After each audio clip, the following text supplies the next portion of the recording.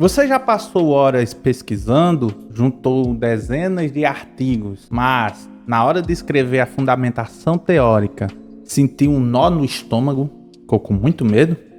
Pois é, o medo de copiar sem querer e comprometer todo o seu trabalho de conclusão de curso, ou dissertação, ou tese, é mais comum do que você imagina. Mas eu posso te dar uma boa notícia. Existe um caminho técnico, ético e inteligente para construir essa seção do seu estudo com autoridade, sem jamais, em hipótese alguma, recorrer ao plágio. Bom, deixa eu me apresentar. Eu sou o J. Lira, professor de língua portuguesa e idealizador da Ponto a Ponto Revisão Textual. Neste vídeo, eu vou desmistificar o processo e entregar um passo a passo bem completo que vai transformar a sua escrita acadêmica ainda hoje. Então, se você quer aprender a dialogar com autores e construir a fundamentação teórica como um pesquisador experiente, ou seja, sem nenhum medo de plagiar, fique comigo até o final. Já se inscreva no canal e ative o sininho para não perder os próximos vídeos.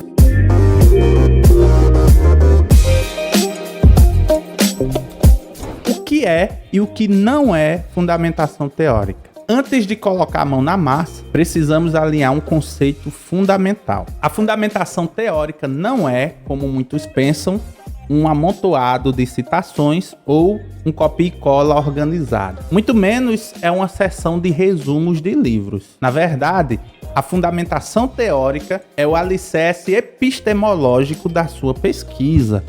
É o espaço onde você, pesquisador, convoca os principais autores da sua área para juntos construírem a base conceitual que sustentará a sua análise. Basicamente, ela serve para 3 propósitos cruciais. Primeiro, demonstrar que você possui domínio do estado da arte sobre o tema. Segundo, estabelecer o diálogo crítico entre diferentes correntes teóricas. Terceiro, justificar as escolhas metodológicas e conceituais que guiarão o seu trabalho. Em suma, é onde você mostra que sua pesquisa não nasceu do nada, mas se insere em uma tradição científica sólida da qual você, agora como pesquisador, também passa a fazer parte. Agora vamos falar sobre o elefante na sala, o plágio.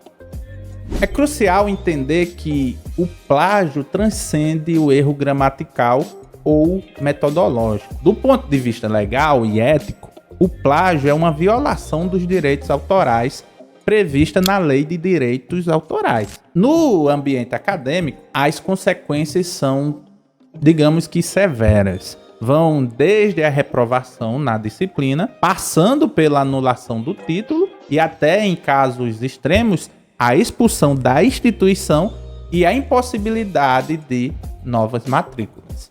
Mas, além desse aspecto punitivo, o plágio é um tiro no pé acadêmico. Por quê? Ao copiar um texto sem a devida paráfrase e reflexão, você está privando o seu trabalho de sua contribuição mais valiosa, que é a sua voz. O plágio empobrece o debate científico, pois você deixa de exercitar o pensamento crítico e a síntese, que são as competências centrais de um bom pesquisador. Por isso, a ética não é um mero detalhe, ela é a alma da ciência.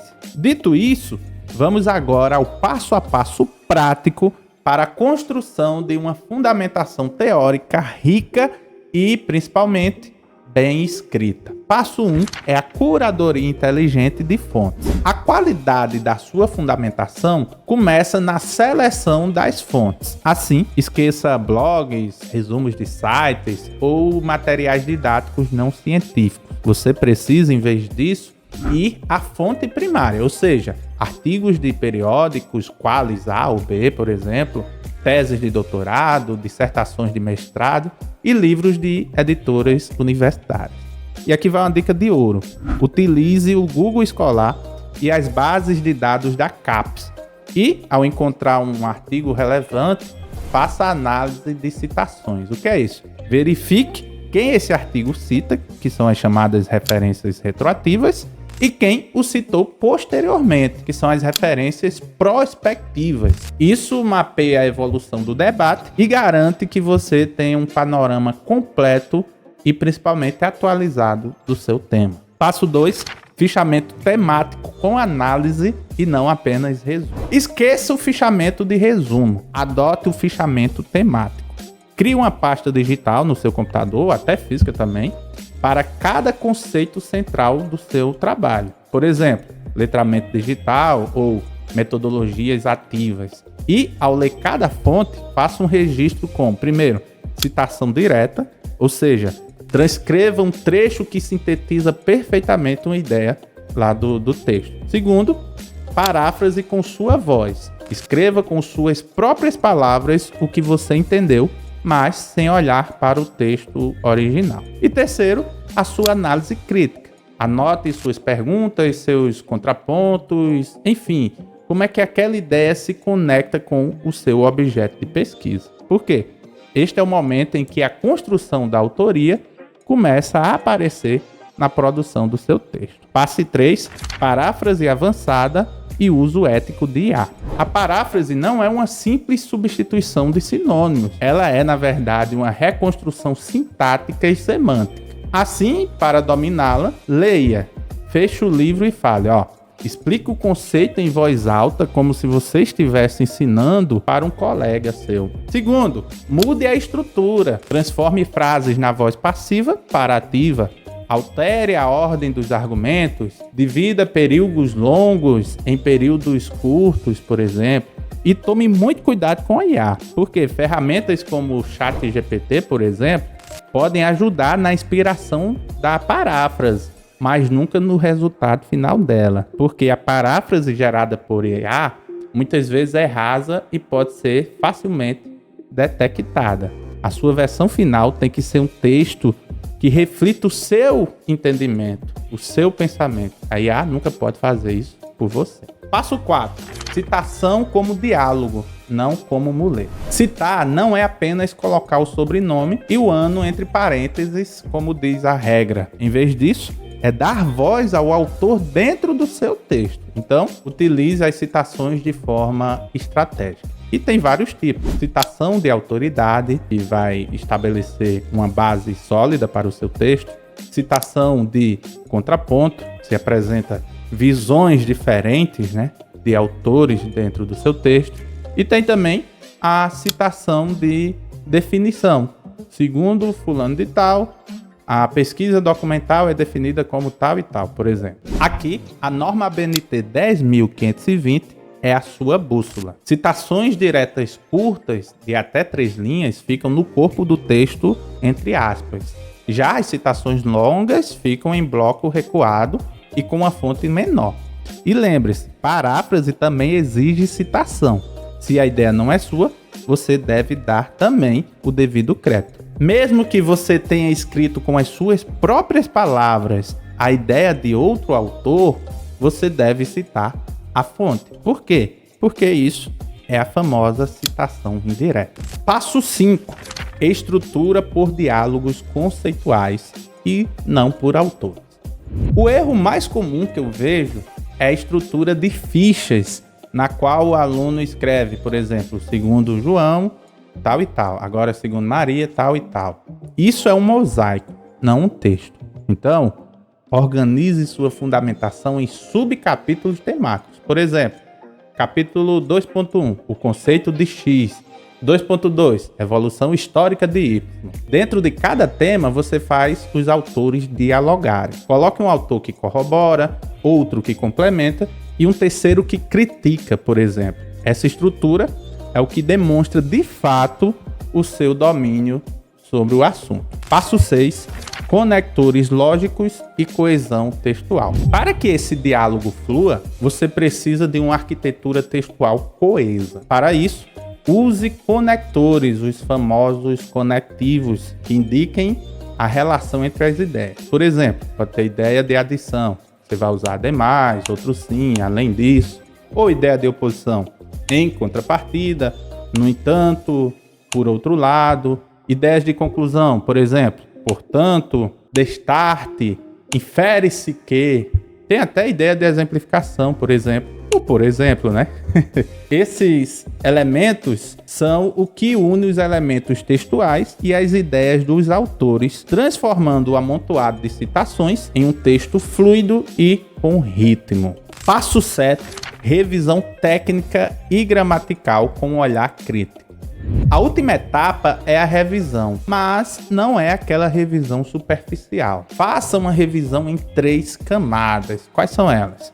Olha, primeira, a revisão de conteúdo. Nela, você vai se perguntar: as ideias estão claras? Os autores citados são os mais relevantes? A argumentação está lógica? Pois é, faça esse tipo de pergunta. Segunda é a revisão de normas. As citações e referências estão conforme a ABNT? Há uniformidade, ou seja, elas seguem um padrão? E terceiro, por último, a revisão gramatical. Você vai analisar clareza, coesão, ortografia e pontuação. E se você está com o prazo apertado e sente que precisa de um olhar mais experiente, uma empresa especializada como a Ponto Revisão Textual pode fazer essa curadoria final para garantir que o seu trabalho esteja impecável e assim você possa atingir a nota máxima, quem sabe, né? Dicas extras para garantir a sua autoria. Primeiro, cuide da sua saúde acadêmica. Escrever sob pressão é um dos maiores catalisadores do plágio inadvertido. Então, planeje seu cronograma. A escrita de qualidade requer tempo para leitura, reflexão e, sobretudo, revisão. Também leia TCCs e dissertações premiadas, ou seja, acesse os repositórios institucionais e busque trabalhos que receberam notas máximas. Olhe para eles e analise como eles construíram a fundamentação teórica, por exemplo. Mas olha, fique claro, você não vai copiar as ideias, mas sim a estrutura que levou aqueles alunos a se destacarem, ou seja, a estrutura de sucesso que eles utilizaram para conseguir essa nota máxima. Dominar a arte de construir uma fundamentação teórica sem copiar é dominar o ofício do pesquisador. É um processo que exige disciplina, método e, acima de tudo, compromisso ético com o conhecimento. E se você quer ter a segurança de que seu trabalho será avaliado não apenas pelo conteúdo, mas também pela excelência técnica e formal, a Ponto Revisão Textual está aqui para ser sua parceira. Nós oferecemos serviços de revisão técnica, formatação ABNT e consultoria textual para garantir que sua fundamentação teórica e todo o seu trabalho reflita o melhor de sua pesquisa. Acesse o link na descrição para saber mais sobre os nossos serviços. E se este conteúdo foi útil, curta o vídeo, inscreva-se no canal e compartilhe com aquele colega que está perdido nas leituras. Até o próximo vídeo e bons estudos!